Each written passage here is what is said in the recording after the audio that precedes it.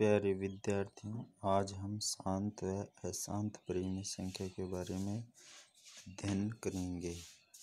परिमेय संख्या आपको पता है कि P/Q के रूप में परिमेय संख्या को व्यक्त किया जाता है और Q बराबर अगर 0 न हो तो वह संख्या परिमेय संख्या होती है।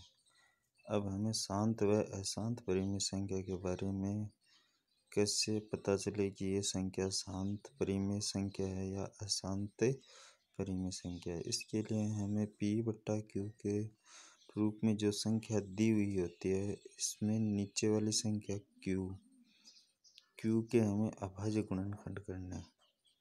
अगर Q के अभाज्य गुणनखंड 2 की घात n × 5 की घात m के रूप के हो तो वह संख्या शांत परिमेय संख्या होगी।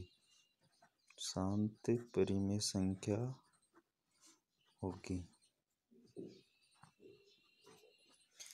यदि कोई संख्या Q बराबर मान लो कि भाई 2 की घात n × 5 की घात 0 के रूप की हो तो भी वह संख्या शांत परिमेय संख्या होगी। इसी प्रकार 2 की घात अगर 0 हो और 5 की घात m हो, m का मतलब कोई भी घात हो, यहाँ n और m से तात्पर्य यह है कि यहाँ कोई भी घात हो सकती है, तो वह संख्या होगी शांत परिमेय संख्या। अब हमें ये 3 बिंदु प्राप्त हुए हैं। अब इन तीनों बिंदु से हमें शांत और अशांत परिमेय संख्या के बारे में पता होगा।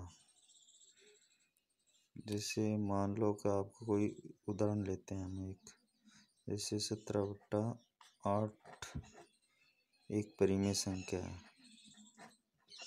अब इसमें ये याद करना है कि ये संख्या शांत परिमेय संख्या है या अशांत परिमेय संख्या है। तो परिमेय संख्या को हम P/Q के रूप में व्यक्त करते हैं। तो P तो हो गया 17 और Q हो गया 8, तो Q बराबर हम 8 लिख लेते हैं। अब 8 के अभाज्य गुणनखंड करने 2 × 2 × 2 यानी 2 की घात हो गई 3 × यहाँ 5 नहीं दिया हुआ तो 5 की घात हम 0 लिखेंगे, तो ये संख्या हो गई शांत परिमेय संख्या। इसी प्रकार हम एक दूसरा उदाहरण लेते हैं, जिससे मान लेते हैं कि भाई 17/10 है। तो 17/10 नीचे वाली संख्या हमें लेनी है Q और Q बराबर हमारे पास है 10। तो 10 के हम अभाज्य गुणनखंड करेंगे तो 2 × 5 होंगे। तो यह संख्या 2 की घात 1 है और 5 की घात 1 है। तो यह संख्या होगी शांत परिमेय संख्या। जैसे हम पहली शर्त दी हुई है 2 की घात n × 5 की घात m, यानी 2 और 5 है इसमें, तो यह संख्या होगी शांत परिमेय संख्या।